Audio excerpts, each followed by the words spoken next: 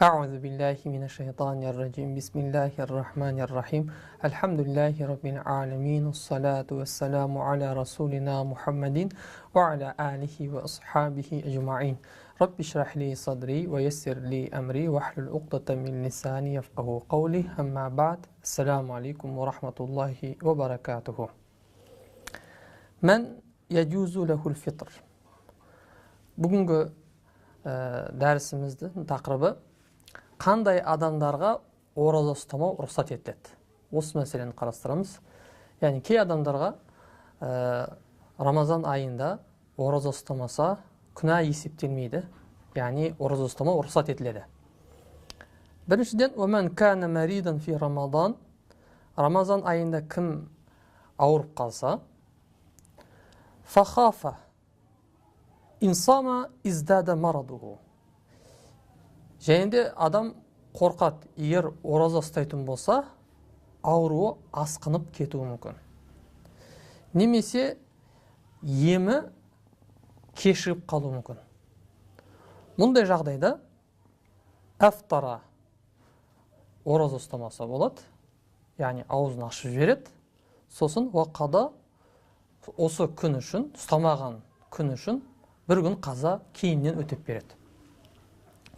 Енді бұл жерде ауру адам үшін ауруының асқынып кетуі қаупі болу керек, немесе жазылуы кешігіп қалу бір қаупі болу керек. Сол кезде ғана оған ораза ұстамаса рұқсат етіледі. Бұл мәселе, яғни қорқу мәселесі. Егер мен ораза ұстасам, ауруым асқынып кетеді. Бұл біріншіден, адамның өзінің өмірлік тәжірибесінен бұл қалыптасады. Яғни бұрын осындай жағдайға ұшыраған, білет тәжірибеден. Болмаса, жақсы мұсылман бір доктордың, дәрігердің айтуынша, сіз егер ораза ұстайтын болсаңыз, сізге өте қатты зияны тиеді деп, жаңағы біріншіден өзі мұсылман болу керек, дәрігер, доктор, және де бұл істің шынымен маманы болу керек.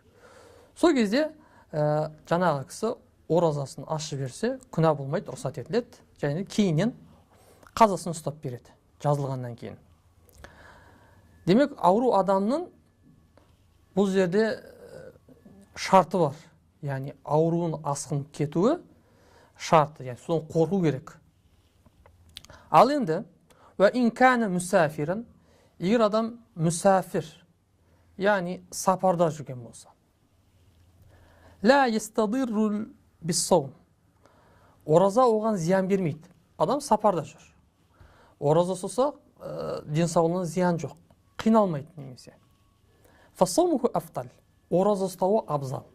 Бірақ егер соған қарамастан ораза ұстамайтын болса, оған рұқсат бар. Ва ан тасуму хайрул лакум. Құранда Алла Тағала ескертеді. Яғни сіздердің, яғни сапарда жүрген мұсылмандар, егер қиналмасандар, ораза сендерге зиян бермесе, ораза ұстауларын сендер үшін хайырлы дейді. Ва ин афтара, егер ораза ұстамай, ораза қиын емес, ораза ұстай алады. Бірақ соған қарамастан сапарда жүрген үшін Алла Тағаланың рұқсатымен амал қылды, афтара аузын ашты, ораза ұстамады, уақада және кейіннен қазасын өтеді, жаза. Бұл да рұқсат етіледі. Демек, сапарда жүрген адамның ораза ұстамауы рұқсат болу үшін, бұл жерде адамға бір қиындық келу шарт емес екен. Қиыншылық, немесе оған зиян беру, қиналып қалу деген сияқты нәрселер шарт емес. Адамның құр сапарға шығуы ораза ұстамауға рұқсат етіледі, рұқсат береді. Ал енді ауырып қалған адам үшін олай емес. Яғни кез келген ауырып қалған адам ораза ұстамаса болады деген мағынаға келмейді.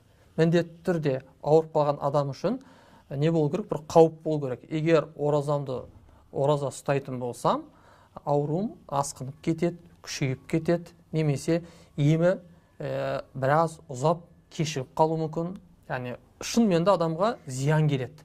Болмаса адамның өзінің тәжірибесімен бұл жаңағындай білінеді. Болмаса, әділ бір, дұрыс бір мұсылман дәрігердің айтуынша бұл нәрсе білінеді. Сол кезде ғана ораза ұстамаса рұқсат етіледі екен. Енді вә ин мәтәл мәриду әуил мұсафиру, айталық, жаңағы ауырып қалған кісі немесе сапарда болған кісі қайтыс болып кетсе, уахума аля халихима, яғни Рамазан айы бітті, мысалға, олар әлі сол өздерінің халдерінде жалғасып жатыр. Яғни ауырып жатқан адам ауырып жүр. Сапарда жүрген адам, Рамазанның ішінде сапарға шыққан адам, Рамазан біткеннен кейін әлі сапарда жүр. Сөйтіп, мысалға ауырып жатқан адам Рамазан біткесін сол ауруынан қайтып кететін болса, сапарда жүрген адам сапарда жүріп Рамазаннан кейін қайтып кететін болса, енді Рамазанда ораза ұстай алмады ғой. Мысалы, 5 күн ораза ұстай алмады, немесе 10 күн ораза ұстай алмады. Бұлар ләм елзамхума әл-қада. Бұларға қаза керек емес екен. Өйткені Рамазаннан кейін айяман ухар деп Алла Тағала Құранда айтқанды, яғни егер сендер Рамазан айында ораза ұстай алмасаңдар, сапарда болып немесе ауру болып Рамазан айында ораза ұстай алмасаңдар, Рамазаннан кейін оның қазасын өтеп бересіңдер деген Алла Тағала Құранда айтады. Енді бұл адамдар Рамазан біткеннен кейін әлі жаңағы үзір халінен шықпаған. Ауырып жатқан адам ауырып жатыр. Сапарда болған адам Рамазанда, Рамазан біткесін әлі сапарда. Сапары біткен жоқ. Сол халдерінде дүниеден өтіп кетті. Демек, олай болатын болса, Рамазанда ұстай алмаған күндерінің қазасы олардан кешіріледі, мойнынан түседі. Ертең сол күндер үшін Алланың алдында сұралмайды екен. Вә ин саххал мариду. Ал енді Рамазан бітті, адам Рамазанда ауырған еді, шынымен де ораза ұстамауға үзір бар еді, оразасын ұстамады. Сосын Рамазан біткеннен кейін жазылды. Ва ақамал мусафиру. Сапарда жүрген кісі Рамазан біткеннен кейін еліне қайтып келді. Мұқим болды. Сосын елде жүріп, әрі оразасын қазасын ұстамай жүріп, сүмма мәті, сол біраз күнде деген, мысалға Алланың тағдырымен дүниеден өтіп кетті кісі. Лазимахума әл-қадау, олай болатын болса, олар үшін қаза керекті болады. Биқадри саххати вал иқамати. Қанша күн дендері сау болса, Рамазаннан кейін қанша күн дендері сау болып жүрген болса, немесе сапарда жүрген адам қанша күн еліне қайтып келіп, қанша күн елінде жүрген болса, сол мөлшер, сол айталық көлемде, сол күндер қазасын өтеу керек. Енді бұлай ғой мәселе. Адам мысалға Рамазанда ауырып қалды. 10 күн ораза ұстай алмады Рамазанда. Рамазан біткеннен кейін адам жазылды. Сөйтіп 5 күн жүрді. 5 күн жүріп қайтыс болып кетті. Онда адамның мойнында 5 күндік қарызы бар деген сөз. Өйткені адам 5 күн дені сау жүрді. Сосын қайтып кетті. Я болмаса сапарда жүрген кісі Рамазанда 10 күн сапарда жүріп, Рамазан біткесін елге қайтып беретін болса, үйінде 5 күн жүреді, мысалы, немесе 6 күн, 4 күн, мысал берейік. Сосын дүниеден өтіп кетті. Онда қанша күн үйде жүрген болса, сонша күн солдай мөлшерде қазасын өтеу оған уәжіп болады. Яғни мойнына жазылады. Енді бұлар енді дүниеден өтіп кеткеннен кейін олар ол оразаны ұстау деген сияқты бір не ақылға келе алмайды. Бұл жерде тек қана бір пайда бар. Егер бұл кісілер қайтпастан бұрын өсиет қылып кеткен болса, адам мысалы қайтайын деп жатыр, сезді, өсиет қылып кеткен болса, онда уәлилер үшін жаңағы сол ұстай алмаған күндердің фидиесін төлеу уәжіп болады. Міне мәселе. Бұл жерде фидия мәселесінде. Я болмаса, егер бұлар айтпастан қайтыс болып кететін болса, уәлилеріне фидиесін төлеу уәжіп болмайды. Бірақ өздерінің тарапынан, әкелерінің атынан егер мысалға ұстай алмаған күндер үшін фидиесін төлейтін болса, онда да ол есептеліп кетеді. Яғни бұл жерде пайдасы бар. Яғни адам қайтыс болып кетті, болды, мойнынан ұстай алмаған оразалар түсті деп ойламайық. Өйткені ол мысалы 5 күн Рамазаннан кейін 5 күн дені сау жүрді ғой, ол 5 күн ішінде ораза ұстауға оған мүмкін еді. Ол ұстамай кетті. Сосын Алланың қалауымен ажал келді, 5 күндік қарызы бар деген сөз мойнында. Вәлилері сол өзінің әкесі ме, мысалы атасы ма, немесе сол вәлилері сол өзінің аталарынан немесе әкесінің атынан мысалға не істеу керек? Фидие төлеу керек, уәжіп. Яғни егер өсиет қылса уәжіп болады. Мысалы. Ва қадау Рамадан инша фаррақаху ва инша табааху. Рамазанның қазасын, бұл жерде адамда Рамазанның қазасы бар. Мысалы 5 күн ораза ұстай алмады, сапарда болды немесе ауру болды дейік, үзірі бар дейік. Рамазан бітті. Қалай қылған абзал? Бірден 5 күн қатарынан ұстап тастаған абзал ма, немесе бөліп ұстаған абзал ма? Екеуі де рұқсат етіледі. Яғни бірден ұстап тастаса болады, немесе бөліп, мысалы дүйсенбі, бейсенбі күндері ораза ұстап, қазаға ниет етіп ұстаса да болады. Бірақ абзал әрине Рамазанның қазасы болғаннан кейін, қай кезде ажал келіп қалатын адам білмегеннен кейін, мүмкін мәртебе бірден ұстап тастаған абзал. Яғни бір жағынан да Алланың алдындағы бір борышын өтеген болып есептеледі. Бұны неге айтып жатыр? Бұл жерде имам Қудри өткен тағы бір мынандай мәселе бар. Кейде адам рұқсат етіледі Ханафи мазхабында. Яғни бөліп мысалы ұстасам болады. Әйтеуір өлгенше де ұстап бітірсем болды деген сөз. Мынандай бір мәселе туындайды онда. Кей адамдар жалқаулық танытып, міне ұстаймын, қазір ұстаймын, мысалы бірде ұстайды, біресе ұмытып кетеді, демекші жұмысы бар. Сол бірінші Рамазанда қаза болған күндерін толық ұстай алмай, екінші Рамазан айы кіріп кетуі мүмкін. Ва ин аххараху, адам енді не істеді? Сол Рамазан айында, бірінші Рамазан айында қаза болған күндерін қазасын өтемей, немесе бір бөлігі қалып, сөйтіп кешіктірді. Хатта дахала Рамадан ахыр. Сөйтіп екінші Рамазан кірді. Сама сәния, сол Рамазанның оразасын ұстайды. Вәлә фидията алейх. Ва қадал әуәлі бa'даху. Және бірінші Рамазанның қазаларын кейіннен екінші Рамазан келді ғой, жаңағы Рамазан. Жаңа Рамазан келді. Сол Рамазан айы біткеннен кейін бұрынғы Рамазанның қазаларын кейіннен ұстайды. Бірінші міндетті Рамазан айы кіргеннен кейін бірінші Рамазанның оразасын ұстайды. Рамазан шыққаннан кейін ұстай алмаған алдындағы Рамазанның қазаларын өтейді. Вәлә фидията алейх. Және де Рамазанның жаңағы қазаларын уақытылы екінші Рамазан кіргенше дейін ұстамаған үшін, ұстап бітірмеген үшін оған фидие керек емес. Ханафи мазхабында үкім осы. Бізде Ханафи мазхабында маңызды болған адам өлгенше дейін қазаларды ұстап бітсе болды. Бірақ бұл сөйлемді имам Қудри әдейі кетірді. Өйткені Шафиғи мазхабында кісі бірінші Рамазанда қалып қойған қазаларын міндетті түрде екінші Рамазан келгенше дейін ұстап бітіру керек. Вәжіп болған. Қазалар, бірінші Рамазанда қалған қазалар, екінші Рамазан келгенше дейін қалмау керек. Егер қалып қоятын болса, белгілі мөлшерде фидие жаза төлейді екен. Мысалы, бірақ біздің Ханафи мазхабында ондай жоқ. Енді біздің Ханафи мазхабында мүмкіншілік бар деп бауырлар не істемеу керек, жалқаулық танытпай, мүмкін мәртебе тездетіп қазаны ұстап тастаған әрине мұстахаб. Бұл жерде тартыс жоқ. Яғни екінші Рамазан кіргенше дейін қазаларды бітіру тұрғысында Ханафи мазхабында оның мұстахаб екендігінде ихтилаф жоқ. Мұстахаб. Вәл хамилу вәл мурдиу. Енді келесі мәселе. Жүкті әйел. Және де бала енгізіп жүрген әйел.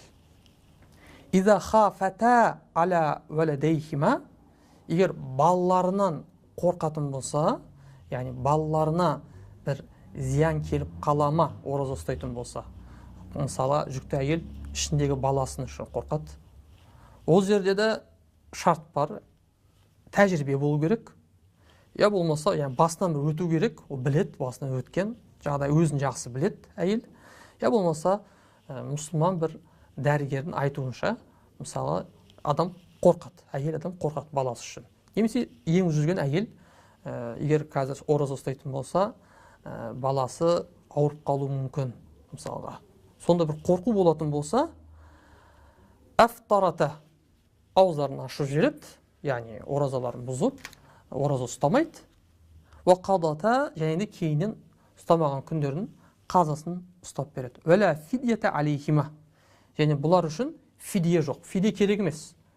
Өйткені фидие кім үшін керек? Мүлдем ораза ұстай алмайтын денсаулығы жоқ адамға фидие. Бірақ бұлардың денсаулықтары бар. Тек қана бұл жерде ораза ұстамаулардың кедергі балаларынан себеп болып тұр. Кейіннен мысалы Ханафи мазхабында бұл жерде өлгенше дейін әйтеуір ұстап бітсе болды ғой.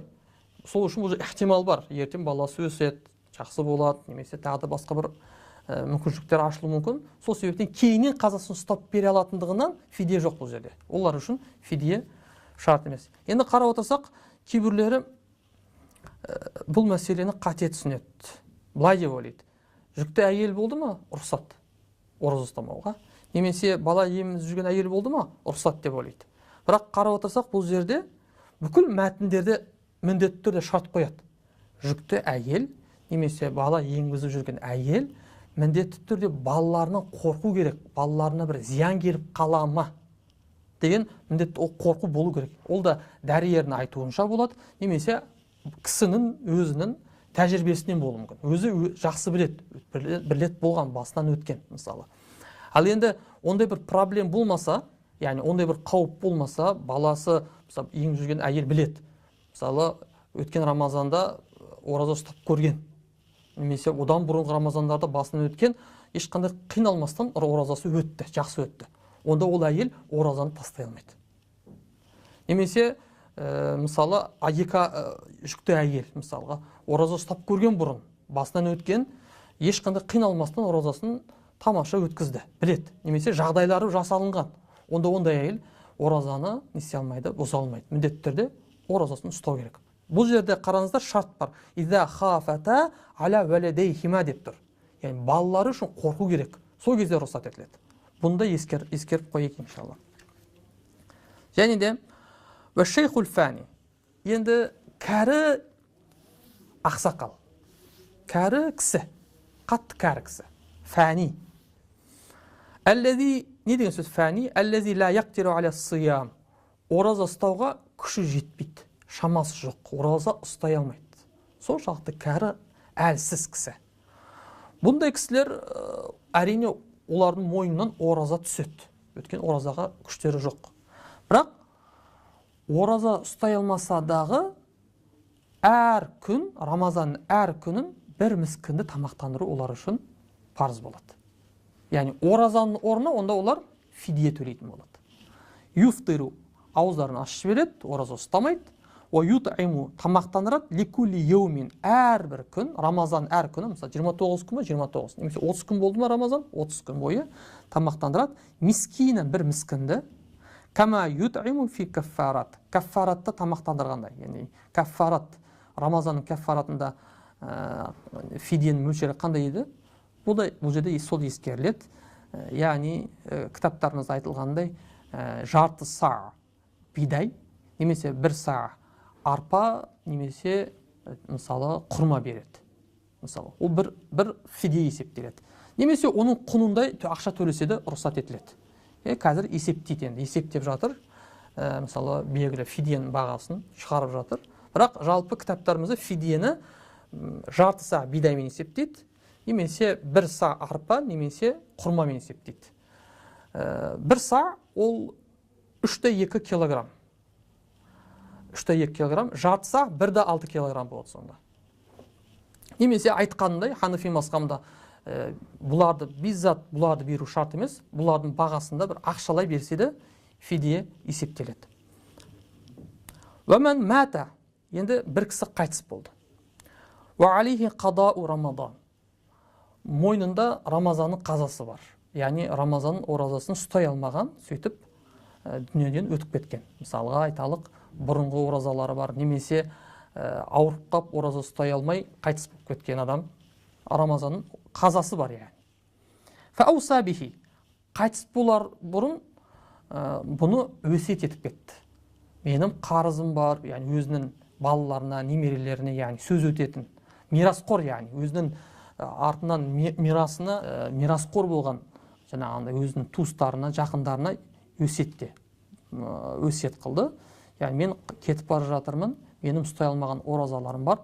Соны сендер сол күндердің фидиесін төлейсіңдер. Осыншама күндерім бар менің деп жазып кетті. Өсиет деген осы.